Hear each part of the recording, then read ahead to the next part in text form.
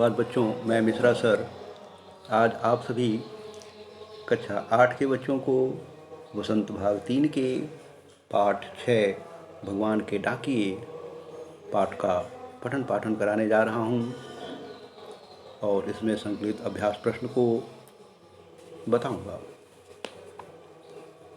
प्रस्तुत पाठ रामधारी सिंह दिनकर द्वारा रचित है। इसमें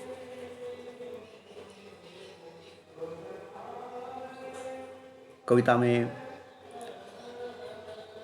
भगवान के डाकिए में प्रकृति के अंग पक्षी और बादल को डाकिए के रूप में प्रस्तुत किया गया है और बताया गया है कि ये डाकिए मानव निर्मित सीमा का बंधन तोड़ते हुए एक देश से दूसरे देश तक जाते हैं तथा उनके द्वारा लाई गई चिट्ठियों को पेड़ पौधे ही बांट सकते हैं, मनुष्य नहीं।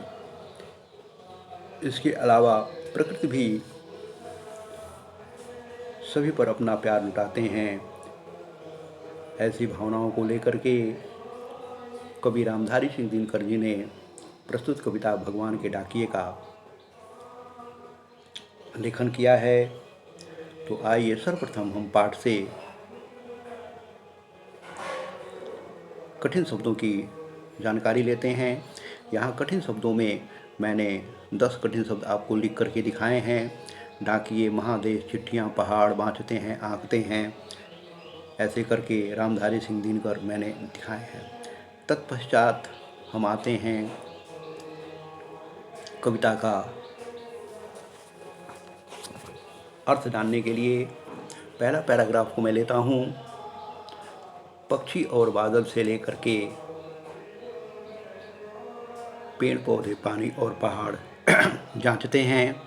संदर्भ: प्रस्तुत पंक्तियां हमारी पाठ्यपुस्तक बसंत भाग 3 के भगवान के डाकिए नामक पाठ से ली गई है। इस पाठ के रचयिता रामधारी सिंह दिनकर जी हैं।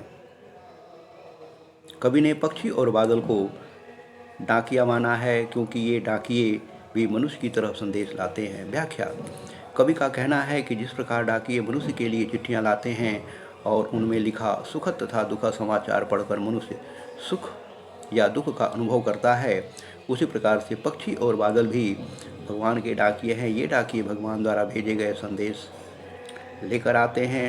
इन डाकियों को क्षेत्र विशेष का कोई बंधन नहीं होता है। ये एक देश से दूसरे देश तक मनुष्यों के लिए प्रेम, सद्भाव तथा एकता का संदेश लेकर आते जाते हैं। पक्षी और बादल द्वारा लाए गए संदेश को मनुष्य समझ नहीं पाते हैं। उनकी लाई चिट्ठियों का संदेश पेड़, पानी और पहाड़ ही पढ़ सकते हैं। इनको पढ़ने वाले पेड़ पौधे, पानी और पहाड़ इन्हीं संदेशों के अनुसार व्यवहार भी करते हैं। विशेष में पेड़ पौधे और पानी, पहाड़ में अनुप्रास अलंकार है। दूसरा है काव्यांश में प्रकृति के इन अंगों पेड़ पौधों, पानी और पहाड़ को मनुष्य से समझदार बताया गया है। नंबर तीसरा, भाषा सरल, सहज और देशज शब्दों से युक्त है। तत्पश्चात हम दूसरे पैराग्राफ की तरफ आते हैं। हम तो केवल यहाँ आंकते हैं से लेकर के दूसरे देश में पानी बनकर गिरता है। संदर्भ इसका पूर्वत रहेगा। हिंदी अनुवाद या इसका हिंदी अर्थ देखते हैं। व्याख्या: पक्षी और बादल द्वारा लाई गई इन चिट्ठियों को मनुष्य नहीं पढ़ पाता है, उसे पेड़ पौधे, पानी और पहाड़ पढ़ते हैं। इन चिट्ठियों से प्राप्त संदेश सद्भाव और एकता का संदेश ये पेड़ पौधे, धरती, पहाड़ बिना किसी भेदभाव के अपने देश में ही नहीं अन्य देशों में भी पहुंचाते हैं। हम मनुष्य केवल यह अनुमान ही कर सकते हैं, कल्पना ही कर सकते हैं कि यह धरती अन्य देशों को सुगंध भेजती है। वास्तव में प्रकृति ऐसा करके भेदभाव त्यागने का संदेश देती प्रतीत हो रही है। धरती द्वारा भेजा गया सौरभ अर्थात सुगंध हवा में तैरते हुए पंछियों के पंखों पर तैरता हुआ देश की सीमाओं का बंधन तोड़ते हुए किसी अन्य देश के वातावरण में घुल मिल जाता है। प्रकृति द्वारा भेदभाव न करने का यह एक अटूट उदाहरण भी है। ये किस प्रकार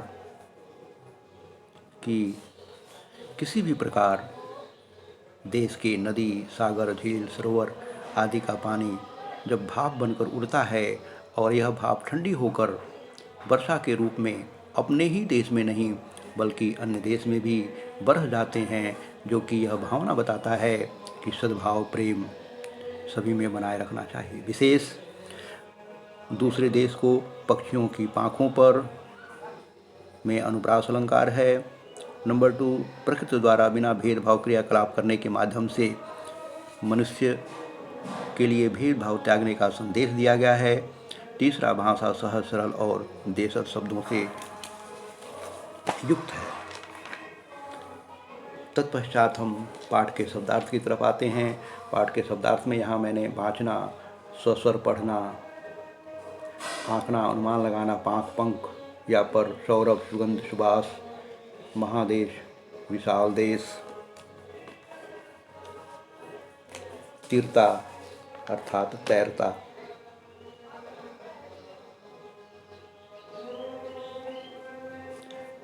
इस प्रकार अब मैं प्रश्न अभ्यास की तरफ चलता हूँ।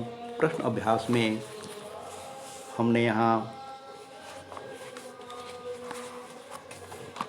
कवि ने पक्षी और बादल को भगवान के डाकियों क्यों बताया है, इसका देखिए यहाँ पर मैंने आंसर लिख करके आपको दिखाया है कि कवि ने पक्षी और बादल को भगवान के डाकिए बताया है क्योंकि पक्षी और बादल इंसान की बताई गई सीमा को पार करके एक महाद्वीप से दूसरे महाद्वीप को जाते हैं।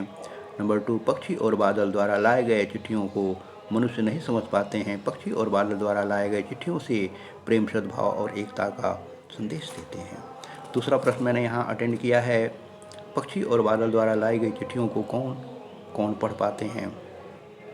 पक्षी द्वारा लाई गई चिट्ठियों को प्रकृति के विभिन्न अंग, पेड़ पौधे और बादल तथा पर्वत पढ़ पाते हैं। तीसरा प्रश्न यहाँ मैंने लिखा है, पक्षी और बादल की चिट्ठियों में पेड़ पौधे और पानी क्या पढ़ पाते हैं।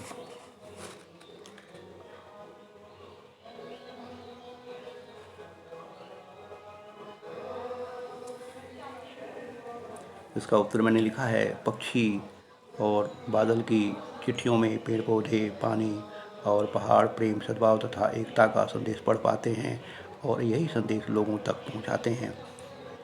यहाँ पर पुनः मैंने एक और लिया है जो कि कविता का ही एक रूप है।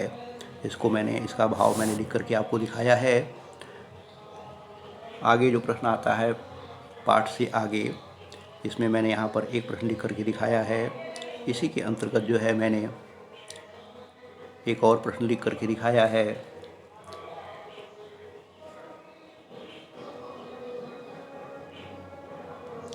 प्रश्न है, आज विश्व में कहीं भी संवाद भेजने और पाने का एक बड़ा साधन इंटरनेट है। पक्षी और बादल की चिट्ठियों की तुलना इंटरनेट से करते हुए 10 पंक्तियाँ लिखिए। मनुष्य और चिट्ठियों का रिश्ता बहुत पुराना है। प्राचीन काल में यह काम कबूतर तथा अन्य पालतू जानवरों द्वारा किया जाता था। इस काम में 100% परिणाम पाने की संभावना नहीं होती है।